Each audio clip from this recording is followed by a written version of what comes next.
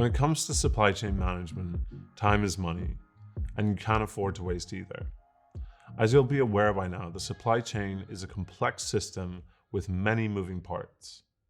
Some of these parts will be within your control and others won't, which is why it is so important to efficiently manage the parts you can control. In part 1 of the sprint, we outlined some of the different stages in the supply chain: raw materials, manufacturing, distribution, and logistics. While you may not be able to influence the political, environmental, and socioeconomic factors that can disrupt the supply chain, you can react to them at different speeds, and you might be able to see them coming if you keep yourself informed and learn how to predict the impact of these factors on the supply chain. Other factors such as communication and planning are well within your control. When bringing a physical product to market, it is essential to plan ahead and build a timeline. You need to break down every stage required in order to bring the product to market and determine how much time each of these stages will take. The time requirement for each stage can initially be determined by speaking to your suppliers and logistics partners. But for your first order, this will just be an estimate. Only once you have brought your first batch of product to market will you know how long each of these stages will take. Suppliers and logistics partners tend to be optimistic with regards to timelines and will offer you the best case scenario. So it is important that you factor in additional time for unforeseen complications and delays. If you're making a new product from scratch, it's safe to assume it could take you twice as long as the best case scenario. Once you have timelines for each stage, you can build out your overall timeline for bringing the product to market. It's worth remembering that delays during any stage of the process will delay your overall timeline. You can use project management software like Rike or Monday to build out your timeline and keep track of it to ensure that each stage is completed on time. You may need to manage multiple timelines at once if your product is made up of different components and/or requires packaging. This can be quite challenging when you're dealing with multiple suppliers. Before starting to build your product, it is important to speak to your suppliers and determine deadlines for every deliverable. A deliverable is a quantifiable good or service that can be provided upon the completion of a project. An example of a deliverable would be the stock that the supplier delivers to you once the project has been completed. What we mean by the project here is the process the supplier has to undertake to provide you with the deliverable. For the supplier to provide you with these deliverables, they will need to take certain steps to complete the project. For instance, you may be dealing with a manufacturer who is going to assemble the final product for you. This is the project, but they have to complete multiple internal processes in order to assemble the final product. These are the steps. If one of those steps is delayed, it can impact the timeline for that project and subsequently your overall timeline. Once you've determined the overall timeline, you can set deadlines for completion of each project required to make the product and packaging and the different steps suppliers need to take to complete those projects. Suppliers will give you a timeline to complete each project, but they might be reluctant to give you a timeline for each step within that project. It's important for you to get this information and set deadlines with them, not just for the overall project, but also for all of the little steps in between that they need to take to complete the project. In that way, you'll be made aware of any delays as soon as possible. Other things that are crucial to consider are seasonal changes and holidays. For most physical products, Q4 is the busiest selling season, which means that suppliers and logistics partners will be busiest from September to November, and everything will take longer during these months. Holidays will also impact your timeline. For instance, in China, the factories close for up to a month for Chinese New Year in January and February, and are very busy in the period before Chinese New Year. It is important to make yourself aware of all public holidays that can affect the supply chain, and factor them into your timeline.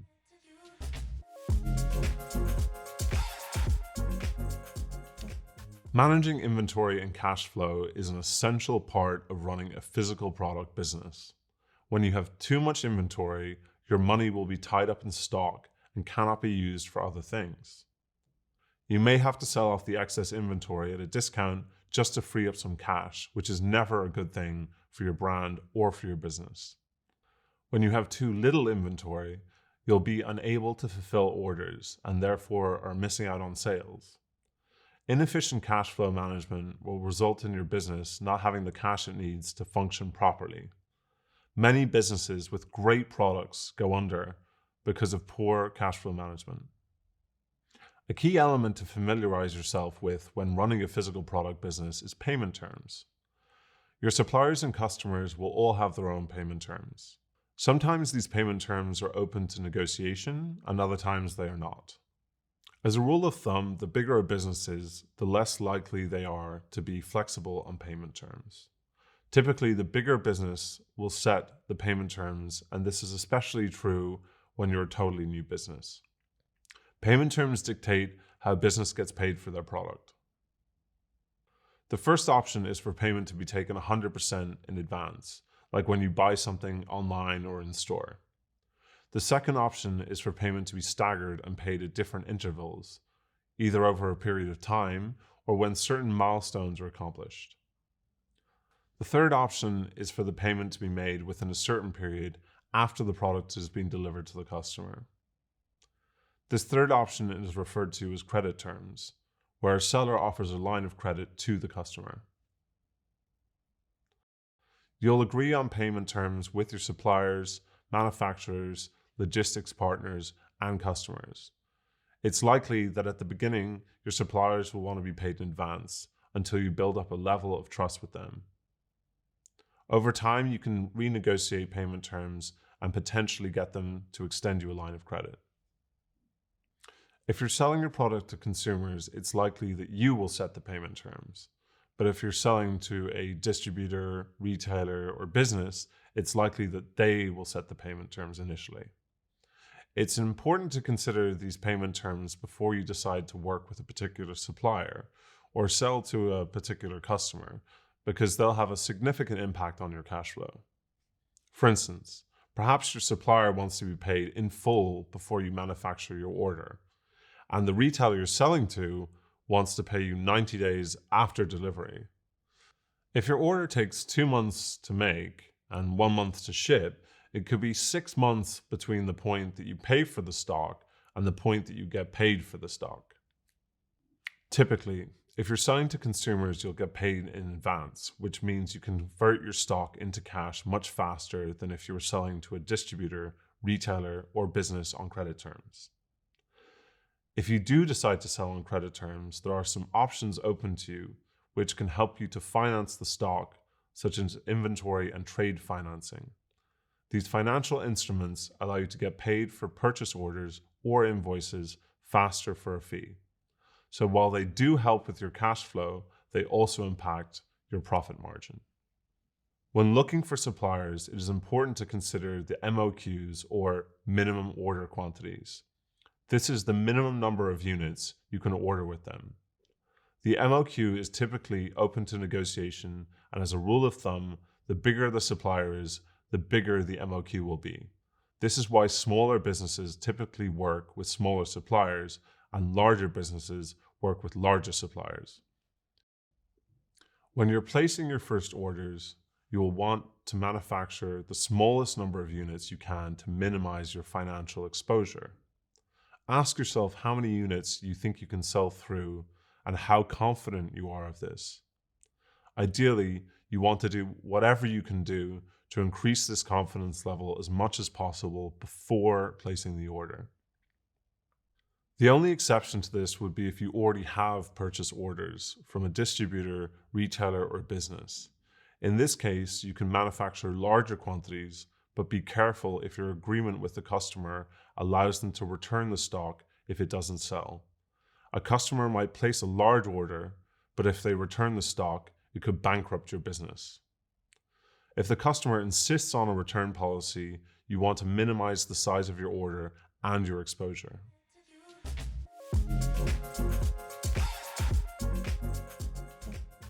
One of the crucial differences between a physical product and a digital one is that a physical product cannot be changed post-launch. This means that you have to put more work in before you launch the product to ensure that the product will sell through once it's launched, and that you won't have to recall it for some reason, such as a product defect or safety issue. Recalling a product is an enormous expense, and only the biggest companies can afford to do this. For a startup, this will likely bankrupt your business.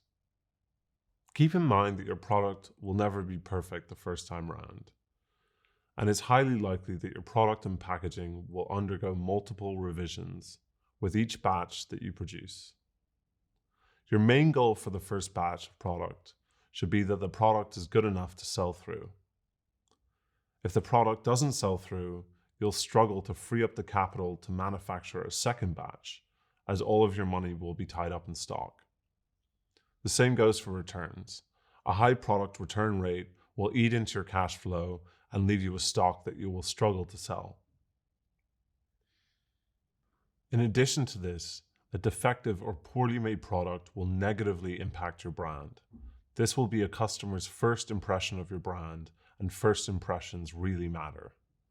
Initial product reviews are extremely important, and even one terrible review can deter future customers.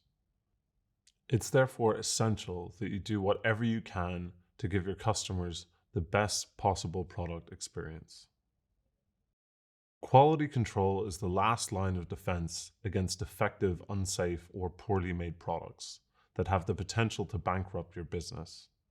This is the stage of the supply chain where you can check the quality of product post-production.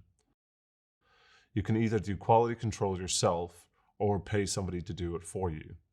Most suppliers will perform their own quality control before they ship a product to the customer, but in my experience, this level of QC is insufficient. It may seem like an unnecessary expense to pay someone to QC your product, but think to yourself how much more it will cost you to send it back to the supplier after you receive it. With that in mind, I would highly recommend that any QC is performed at the place of manufacturing. This will avoid unnecessary costs, complications, and time delays, such as shipping the product back to the supplier after you receive the order. Quality control is typically more important when you're building a new product, as the supplier will have less experience making this particular product. If you're sourcing an existing product, you may be able to avoid doing additional QC because the supplier will have more experience making the product. In the case that you are sourcing an existing product, I would recommend ordering and testing a sample before placing a larger order.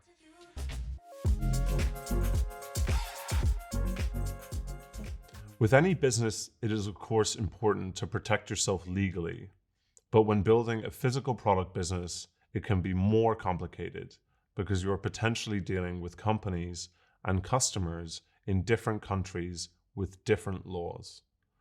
Before you pay any money to a supplier, it's important that you have legal agreements in place to determine the outcome of any eventuality.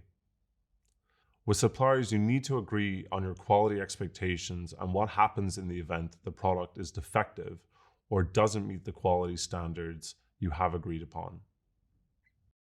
For example, if the product has to be shipped back to the supplier, who pays for transportation, duties, and taxes? You need to agree on deliverables and what happens in the event that these deliverables are not met on time. You need to agree on payment terms, the point at which installments are to be paid, and what deliverables need to be met in order for payment to be due. This becomes much more complicated when you are dealing with suppliers in a country that has a different legal structure to your own. While you may have an agreement in place, it can be very difficult to enforce the agreement legally. For instance, enforcing an agreement with a Chinese supplier if your company is based outside of China is a very costly process.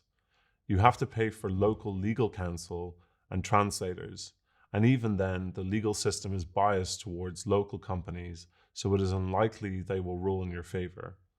In the US, legal fees are astronomical, so it's not enough to have a strong legal case. You also need to have sufficient funds to pay for the legal fees in order to bring the case to court.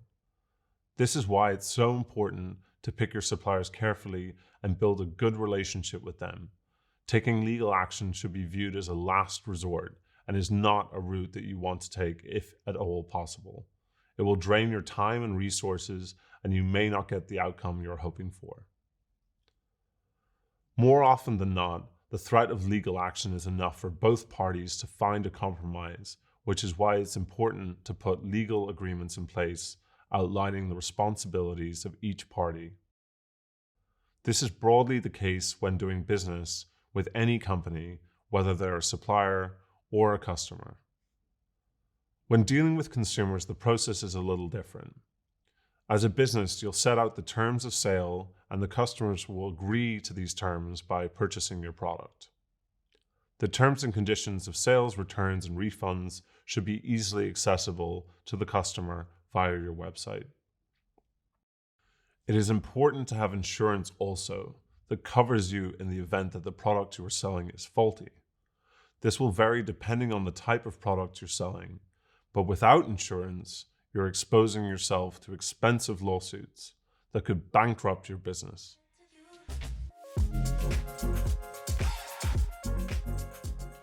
The last step to cover is intellectual property. Anything you create is considered your intellectual property, and you can protect it legally using patents, design registrations, and trademarks. The options available to you will depend on the type of product you build and how unique it is. Protecting your IP legally will deter others from copying you and provide you with legal recourse in the event that they do. I would advise you to engage legal counsel when registering your IP, if at all possible, to ensure it is done correctly, or at the very least educate yourself on the topic in advance so that you're aware of the various different considerations. When registering a trademark, for instance, you have to choose what countries to register it in and what classes to register it in. There are 42 classes for IP registration, and each one related to a specific product sector. When we registered the Arrow trademark, for instance, we followed in classes 9 for batteries, 35 for retail services, and 42 for software and hardware. During the application process, we encountered a challenge from a US brand that makes and sells power drills. While their product is completely different to ours, they had previously registered the trademark Arrow in Class 9 because their products contain batteries. Our legal counsel helped us negotiate an agreement with them whereby we gave assurances that we would only use the brand name Arrow to make charging products for personal devices.